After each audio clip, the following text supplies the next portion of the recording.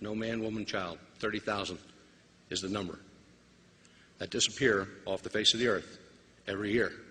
I went back to 1990. It's a lot of people. A lot of men, women, and children. Some of the abduction cases that I've read are truly unbelievable. At the same time, fascinating. I'm going to talk tonight about one of the cases in Pennsylvania that is probably so strange that every time I read it, I come up with a different answer. My forte in law enforcement was homicide investigation. So I know what I'm reading. In 2002, August 6th to be exact, a gentleman by the name of Todd Cease was abducted. And the headline read, Todd Cease was abducted and murdered by aliens on Montour Ridge in Northumberland County, Pennsylvania. Todd Cease, a 39-year-old white male, lived at the base of Montour Ridge in Northumberland County, married, father of two boys. Got dressed one morning early and jumped on his ATV and decided he was going to take a ride up to Montour Ridge to spot early season deer. Told his wife he would be back by noon. Noon came and went. 2 o'clock, his wife notified the police department. Search team was organized immediately. They found his four-wheeler at the top of the ridge. They had cadaver dogs and search dogs, state police, approximately 200 volunteers altogether. They had divers go into the pond on his property, dive the pond, search the bottom of the pond. Pond is located about 25 yards from the house. The only thing they did find was one of Todd Cease's shoes, about 78 feet in the air in a tree. Police questioned, of course, people in the area, and it's kind of a rural farming community, so it's like, a couple living places where people really have real homes, and there's like 6 farms and a home. And some farmers at a farm 2 miles away from the residence said that they saw what they believed to be a tube-shaped object above the tree line and power line, and a beam projecting down from it, and something being lifted up into the craft. They couldn't describe what it was. The search continued throughout the day. They searched 6 square miles of Montour Ridge. All they found was the ATV and Mr. Cease's one boot in a tree. They called it a night, started all over the next morning, and later on in the afternoon, in a thicket of bushes 25 yards away from the house at the pond, somebody sees something white. Now, these people have been marching past this site for almost 2 days, 30-some hours. Nobody has seen anything in that area. But at this time, they see something white. Firemen, of course, start digging into it. It's a very heavy brush. They've got to cut into it with axes and power tools. And they finally find Todd Cease. Todd Cease is in his underwear. He is pale white. He's emaciated. Remember, this takes place in August. Had he been out there for the time of death, which the coroner ruled at 36 hours, he would have been bloated beyond belief. There was no livor mortis, no rigor mortis on the body, nothing but a few scratches from the bramble bushes in which he was entangled. 3 feet away from his body was that of a dead rattlesnake, same time of death. Mr. Cease was not bitten by the rattlesnake. The body was described by people at the scene as his hands were up like this, and he had a look of horror on his face. He also had 1.5 inches or 1 centimeter burn mark on his left temple. The body was removed without a coroner on the scene. Pennsylvania law requires that if your head is laying over there and your body is laying over there, I, as a police officer, cannot pronounce you dead. I have to have a coroner. That is law. Nobody can pronounce you dead but a coroner, no matter how many pieces you came in. The body was removed to Fort Indian Town Gap. Nobody from the family was allowed to view the body, and nobody viewed the body even before it was interred.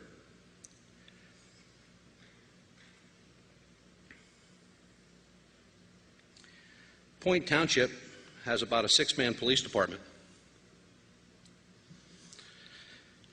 Their statement after all this took place was that Todd Cease's information on how he died would be forthcoming in about 6 to 8 weeks, and that's when the people could have the body back, the family. Toxicology had to take place. They wanted to know what was in the blood, what happened. Was there any foul play, which they kind of ruled out.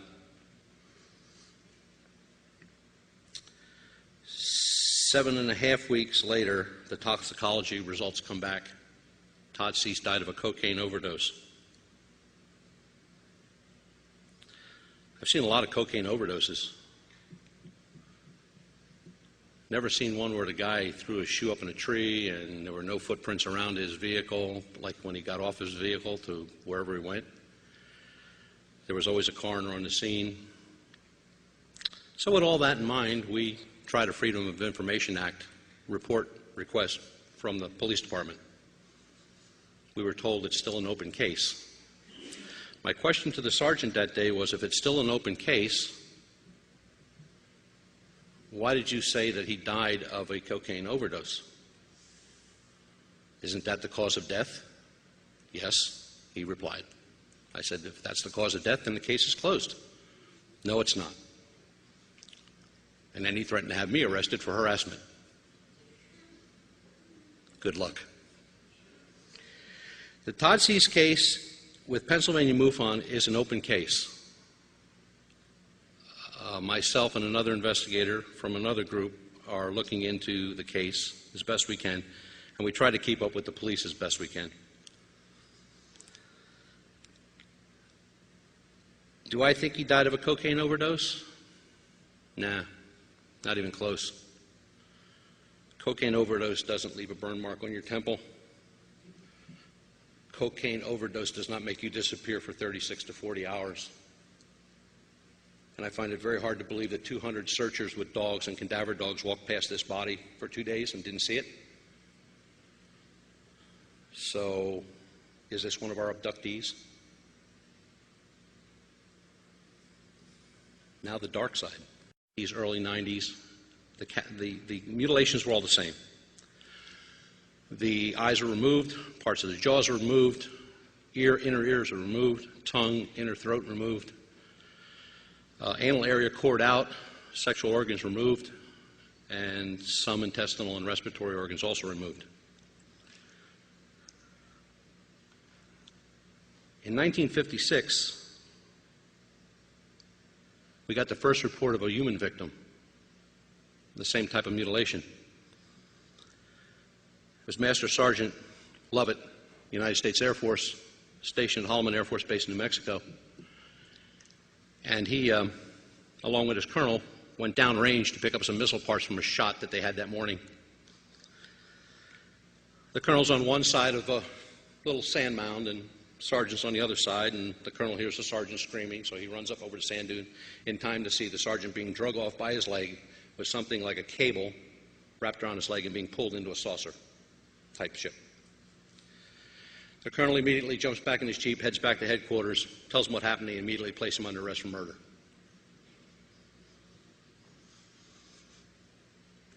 Three days later, Lovett's body shows up 415 feet from the exact spot where he was taken, from the exact drag marks. The body is identical to the mutilation of a cow. Everything is missing, just like cattle that have been reported since the early 50s. In 1988, this most disturbing case came to light. Had taken place in Brazil at the Guaraparanga Dam, which is a dam that supplies water. It's a man-made dam, supplies water right outside of Sao Paulo. Some fishermen are out in a boat, 3 guys in a boat, just doing a little fishing, and they look toward the shore and they see what they think is a corpse. So instead of checking it out, they hightail it back and get the police. Police show up, they take one look, they call forensics, and the forensic team arrives.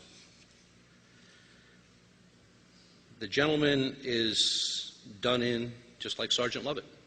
Eyes removed, partial jaw, tongue, inner throat, inner ear.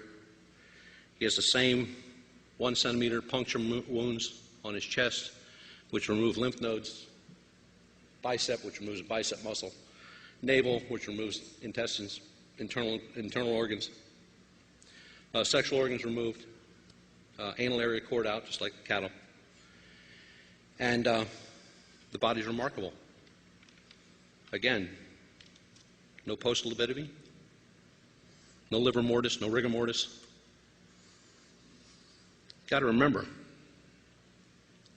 when Todd Cease disappeared and laid up in that August heat,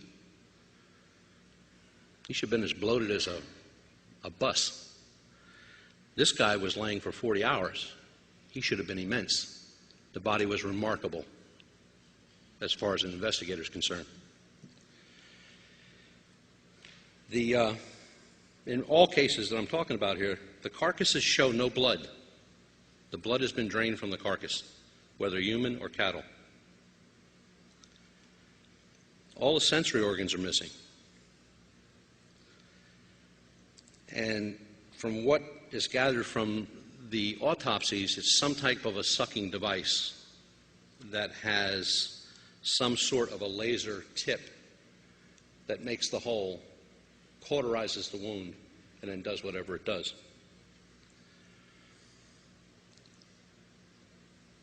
I was fortunate enough to get the autopsy report from this case. I also have the pictures of the body. People often ask, why don't I put it up there? Yeah, you don't want to see these unless you've got a real strong stomach. The autopsy report keeps mentioning, of course it mentions all the wounds and what's missing, but also it keeps mentioning 2 words: vital reaction. Anybody here know what vital reaction is? If I stab a dead person, all I'm going to get is a wound, an open wound. Nothing else. No black and blue, no tearing, no bleeding, nothing. Just an open cut. If I stab a live person, there's a movement. There's a vital reaction. Now I've got bruising, I've got tearing, inside, outside. Okay? In 17 sentences in this autopsy report, it mentions the victim has suffered from vital reaction. This guy was alive.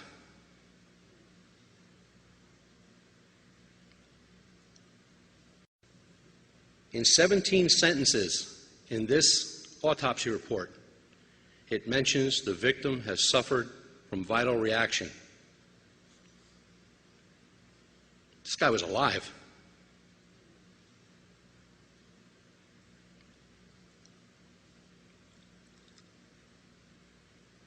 The disturbing thought of being butchered alive is very hard to comprehend. The true test of the vital reaction is to remove the skull cap during an autopsy. When the skull cap is removed and the brain is exposed, a vital reaction to a forensic scientist or a doctor, you would see a hematoma on a blood vessel. Not big, just a burst. Okay? That's the body's reaction to pain. So if you roll somebody over and and you whack them on the back of the head and they go unconscious,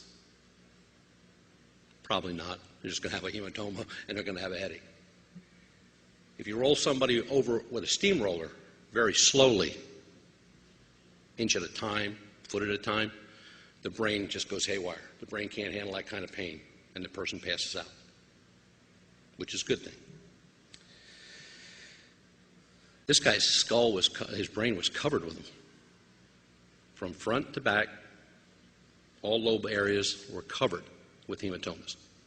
This gentleman was alive when this took place. Then I came upon a case which was a horse that was found in Colorado. When eyes are removed, you have a viscous type of fluid that flows. Not blood, it's just fluid behind the eyes. The investigator is standing there and he's looking at this horse's face and he's just staring and staring and staring, and he finally comes to the conclusion that, wait a minute,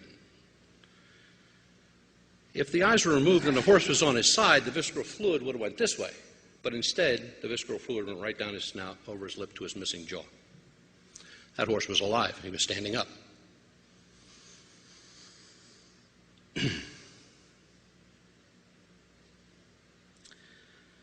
Dr. Lear, sure you've heard of Dr. Lear, the guy that finds all the little transmitters and stuff under people's skin.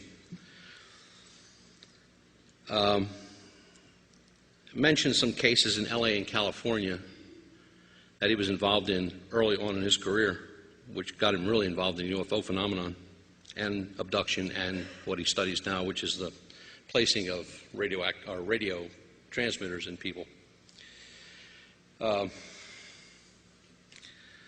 Thought for years that cattle work wasn't the only thing that was being mutilated out there.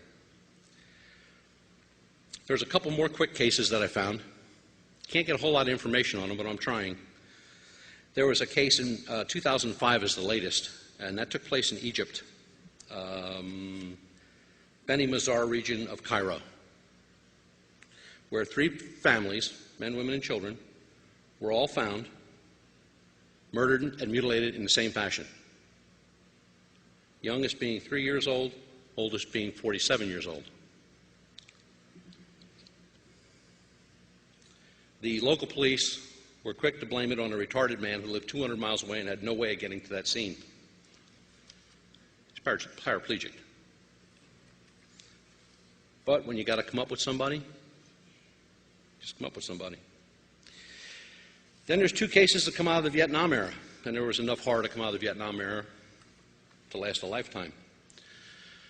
One just came to light where a United States naval combat photographer was assigned to the base at Da Nang and was called to go along with a rescue team to check out the crash of a B-52.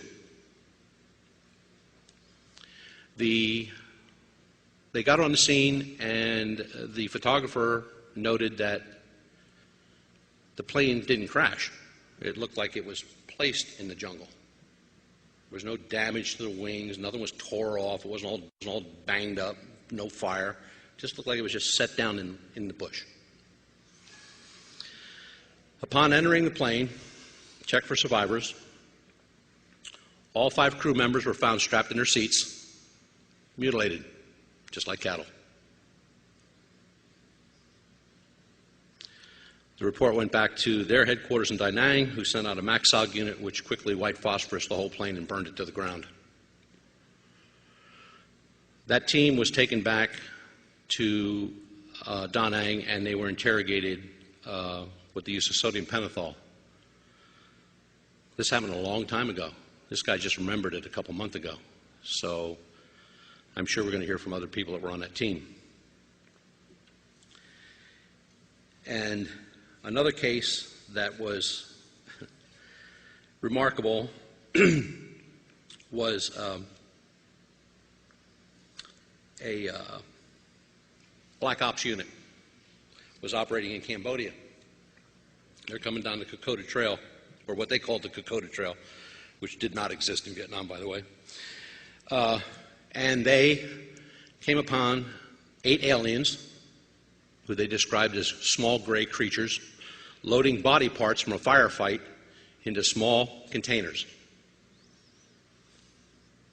The second firefight broke out. We won. They lost.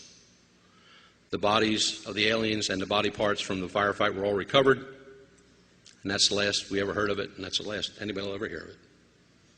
The government took over. Does the government believe in abduction? Absolutely not.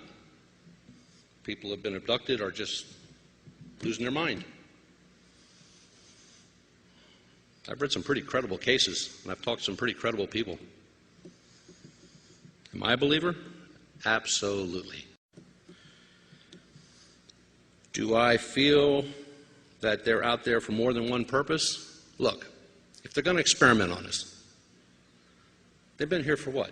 Thousands of years? Do you think they would have done it by now? What are they doing now? We know they're here. We want to know why they're here. What's their purpose? Why are we losing 30,000 people a year? Why are people with abductions shunned? In ufology, if ufology is the Cadillac, abductions are the Chevy.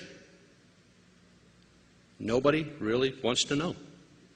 They don't want to know about the Paranga case. They don't want to know about any cases in Vietnam or people being mutilated in Egypt. But it gets even better. We have a case in Colorado, very recent. And this investigator ain't letting go. He's also an ex-police officer and a MUFON chief investigator. He's called the scene of a car accident. MUFON does not go to car accidents. I've done enough of those. He gets there and the police officer says, "We can't find the body. But somebody said that they saw something over the hill here and it looked like a UFO and that's why we called you." So old Joe, the investigator, trots up over the hill and he finds the body. Mutilated. 19-year-old victim. Identical to every case that we've seen so far. How many people here believe in abduction?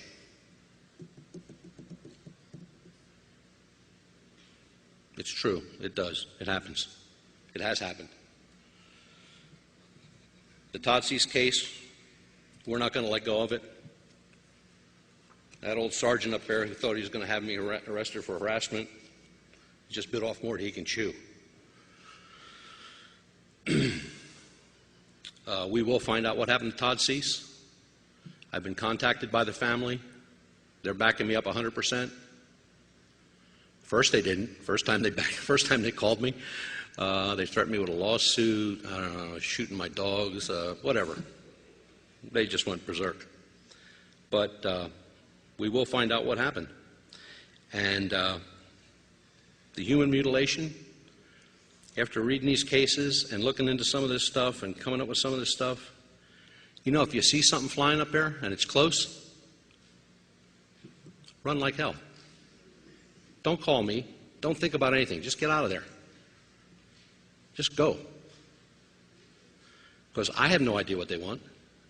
Can't be experimenting. I mean, we're not that sophisticated that it takes 2,000 years to investigate one of us or experiment on us.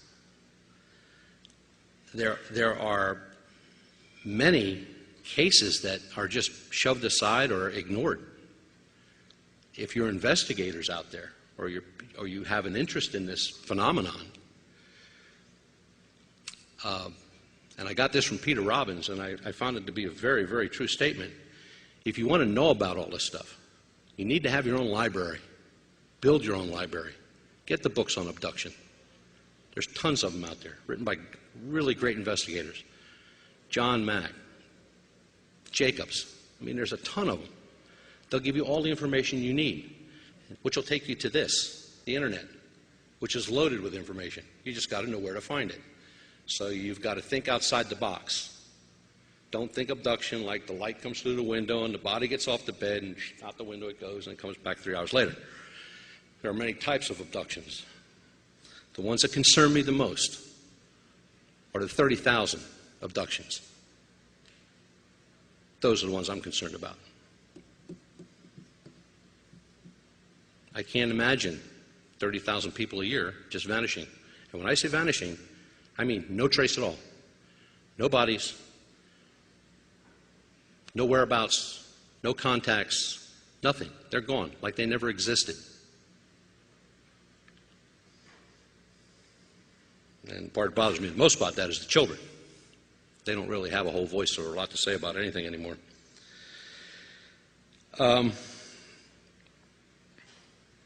There are not that many cases in Pennsylvania that we've encountered with abduction.